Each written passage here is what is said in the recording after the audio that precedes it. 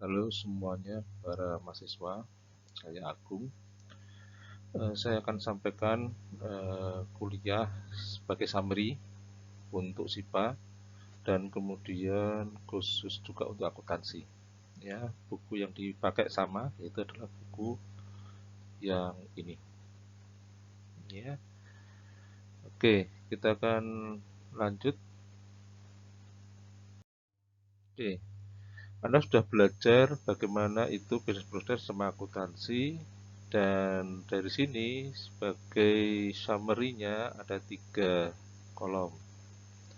Ya, satu kolom adalah untuk aktivitasnya, ya, dimulai dari apa transaksi-transaksi yang ada, kemudian mengupdate atau mengcreate atau menghit ledger. Kemudian post adjusting entries biasanya di akhir bulan atau akhir tahun, terus financial statement, ya. Kemudian ini hal-hal yang menyebabkan atau ancaman yang menyebabkan ini tidak terjadi dengan baik. Kemudian yang berikutnya lagi adalah kontrol. Yang sebelah kanan adalah kontrol. Contoh, misalkan ya, pada proses 1 ini adalah basicnya adalah GL General Ledger Reporting System dengan sistem yang lama. Belum ada komputer kira-kira gitu ya. Jadi atau komputer tapi belum masih silo-silo, ya. Jadi muncul namanya data processing integrity control. Jadi integritasnya. Terus karena masih kurang bagus, maka ada masalah di restriction of access. Jadi GL diakses sudah banyak orang, ya, sehingga tidak terintegrasi. Kemudian tidak ada enkripsi, tidak ada backup. Kemudian ketika update general ledger, memasukkan datanya pun integritinya kurang kontrol. Begitu juga no reconcile. Jadi kalau kita masih manual, reconcile pakai Excel gitu, ada beberapa bagian-bagian sehingga harus di reconcile dan itu menyebabkan tidak efektif. Ya. Nah, kemudian tentang audit itu kan nanti akan juga masalah karena di beberapa data akan dikerjakan di beberapa tempat. Kemudian begitu juga untuk posting adjusting entries. Ya, nah, di sini mulai data processing, ya, kemudian spreadsheet error protection control. Artinya ini dianggap masih sebagai spreadsheet.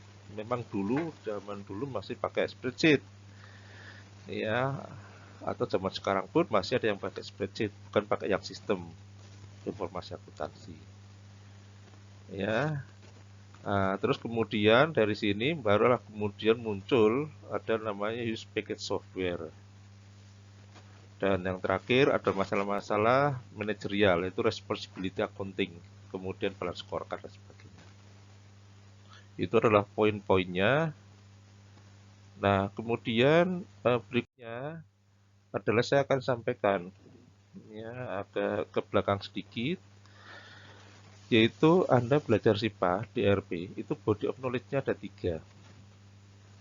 Satu fungsional, kita nyebutnya fungsional, ya, technical, sama akuntansi. Fungsional ini akan mengurusi bisnis proses. Ini kompetensinya adalah di jurusan sistem informasi atau teknik industri biasanya. Ya. Kemudian technical ini yang programming juga. Ini jurusan informasi tapi harus dipluskan, harus ada programming. Karena sini ada benar-benar programming. Karena bisa di customize. Atau ilmu komputer atau teknik informatika. Mobil khusus karena kita pakai UDU, makanya di sini harus yang punya dasar-dasar Python. Ya, UDU pakai Python. Nah, kemudian yang terakhir adalah akuntansi. Nah, ini sangat penting karena biasanya akuntansi menjadi alergi orang sistem informasi atau teknik industri. Menganggapnya bahwa ini kan eh, apa eh, mata kuliah sosial. Di lain pihak, orang akuntansi tidak mengerti bisnis proses atau kurang menguasai dan juga teknikal. Dan ini terjadi dalam implementasi. Ya, karena di sini adalah sistem informasi, maka saya sarankan Anda harus mengakrabi akuntansi. Dan akuntansi itu sebenarnya bukan ilmu sosial. Saya dulu mengatakan itu ilmu sosial kan dihafalin, tidak, malah dia itu ada ilmu matematik. Makanya kemudian ada persamaan akunting, persamaan itu seperti persamaan matematik, di mana akuntansinya itu selalu balance, selalu sama, kanan dan kiri. Ya, karena akuntansi yang sistem yang baru sekarang ini, baru pun pada abad 18 itu malah ditemukan oleh matematikawan. Nah, nanti kalau ada waktu saya akan share. Jadi aset sama dengan liabilities plus equity. Nah, Anda term ini harus tahu. Dan kemudian siklus dari akuntansi ini Anda harus tahu. Dan ini akan dipermudah ya dengan adanya sistem ERP. Wabil khusus pakai Udo. Jadi sudah memaket, kalau dulu itu pakai manual, mungkin Anda belajar yang manual itu untuk memberitahu bahwa dulu itu memang rumit. Ya, ini termasuk apa, kemudian yang debit mana, yang kredit mana, jurnal gitu. Nah, kalau sekarang itu sudah dipermudah dengan adanya sistem. Tapi kita harus tetap ngerti kontekstualnya, harus dipahami, tidak boleh dihafalkan. Jadi sekali lagi saya sarankan untuk Anda harus tahu akuntansi. Ini menarik nanti. Dan ini menjadi poin plus ya bagi jurusan informasi yang tahu akuntansi. Oke, kita lanjut. Nah, ini sambil konteks diagram ledger ya. Ini adalah pakai sistem informasi akuntansi. Jadi kelihatan di sini GL menjadi salah satu topik sentral. Ya, dan mereka mempunyai bisnis proses-prosesnya itu revenue cycle gitu. Menyebutnya revenue cycle, expenditure cycle, production cycle, human resource cycle, budget gitu ya. Nah, kemudian di sini ada sales ya sama cash. Nah, ini adalah pakai metode sistem informasi akuntansi. Jadi masih pakai basic GL langsung. Ya, sini poinnya di sini. Nah, ERP jauh lebih lengkap daripada itu. Ya, kita akan lihat. Nah, ini adalah ERP. Ya, dan ini kalau kita belajar ERP itu yang paling bagus belajar siklus itu dari term-term dari Oracle. Ya, jadi kalau dari pengalaman kalau ada suatu orang yang sudah mengetahui ya, misalkan procure to pay gitu. Wah, ini berarti orang ini sudah tahu tahu ERP lah. Tapi kalau cuma modul purchase gitu ya, kok masih umum gitu. Coba sebutkin procure to pay gitu. Nah, Anda harus sebutkan. Walaupun sebenarnya ujung-ujungnya ini procure to pay itu adalah sebenarnya juga modul purchase, tapi kita nyebut procure to pay. Jadi ini satu siklus mulai dari procurement sampai payment. Ya, terus kemudian ada order to cash, dari ordering sampai cash. Ini adalah penjualan. Terus ada forecast to plan, dari forecasting sampai planning. Jadi satu siklus. Kalau satu siklus itu sudah nyambung, sudah close berarti. Kemudian plan to produce. Di sini ada MRP dan sebagainya, inventory, dan kemudian costing. Ya. Dan kemudian ada yang hijau-hijau ini adalah integrasi modul. Ini hijau-hijau itu adalah yang tercreate jurnal. Ya. Terintegrasi jurnal. Ya. Nah, di sini akan kelihatan bahwa ERP itu lebih lengkap, di mana memang basicnya adalah sistem informasi. Ini proses, bukan hanya GL. Tapi GL adalah bagian memang, karena ujung-ujungnya dalam satu perusahaan pasti dicatat di GL. tapi tidak semua itu ada GL-nya. Ya, ada yang ada GL-nya, ada yang enggak, ada yang menghit GL, ada yang enggak. Nah, kita itu harus tahu itu. Jadi ini harus juga dipahami. Oke, kita akan lanjut. Nah, itu level data 0 ya, hampir sama. Jadi ini update, kemudian general ledger, proses material ya, dan sebagainya gitu ya. Masih masih tetap sama ya. Dan kemudian ada posting adjusting entry sebagainya. Nah, karena kita akan belajar ERP, maka akan nyambung ke ERP ya. Ini masih journal entry dan sebagainya, dan ini adalah tipe langsung ke GL ya. Satu sebagainya. Oke. Ya, kemudian juga ada posting entries. Posting entries itu ada kita lihat istilahnya di akhir bulan atau akhir tahun biasanya.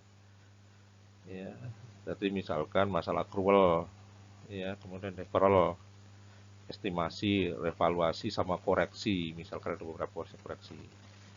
Ya, di ERP pun juga pasti ada, tapi akan lebih dipermudah ya dengan aplikasi-aplikasi. Oke, jadi basic akuntansi adalah tentunya ada jurnal, semua harus ngomongin jurnal. Ya, procurement sampai payment, ya, ini bisa dari MRP, kemudian purchase. Kemudian ini adalah order to cash tadi. Ini yang paling gampang lah ya. Memang ujung-ujungnya adalah ledger, GL. Kata-katanya lah ledger itu nama lain juga jurnal, general ledger, jadi jurnal umum. Ya jadi satu semuanya, jadi ada jurnal-jurnal semuanya jadi yang satu di sini. Oke, nah kita akan mencoba dengan perspektif bisnis proses dari ERP. Jadi ada namanya procure to pay, ya procurement sampai payment.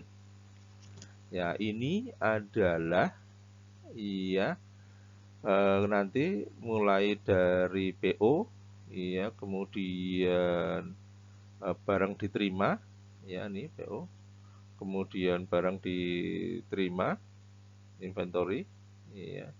Kemudian nanti ada vendor bill, kemudian sampai payment. Saya akan jelaskan, ya, nanti di topik berikutnya. Kemudian ini order to cash, ya, di sini ada jual, ya, ada order to cash, ada order entry, product shipping, bank record settlement seperti ini, ya.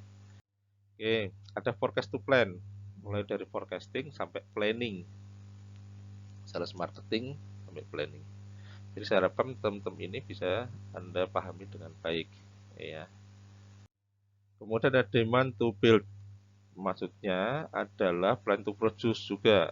Jadi mulai dari ada kebutuhan sampai membuat. Makanya di sini ada namanya MRP. Keluarlah cost management, ada material issue, ada bill of material, BOM bill of material. Kemudian ini adalah MRP, kemudian ini adalah WIP, work in process. Munculnya juga dari purchasing. Ya. Nah, kemudian ada campaign to order.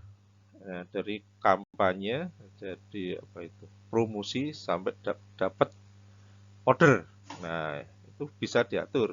Nah, tentunya di sini ada yang berhubungan dengan journal entries, ada yang enggak gitu ya. Tadi saya sampaikan. Jadi scripting dan ini bisa dikerjakan semua di ERP dan khususnya juga di Udo. Terus ada click to order. Iya, search online, e-commerce. Jadi klik sampai ordering. Seperti ini. Ini kontrak to renewal. Dari kontrak sampai ke renewal. Ya, karena pembaruan terus. Jadi tentunya di sini juga ada account receivable. Iya, ada sales kontrak. Ya, ini biasanya bersifat jangka panjang. Kemudian ada project to profit. Jadi project management dalam membuat projectnya sampai dapat profit.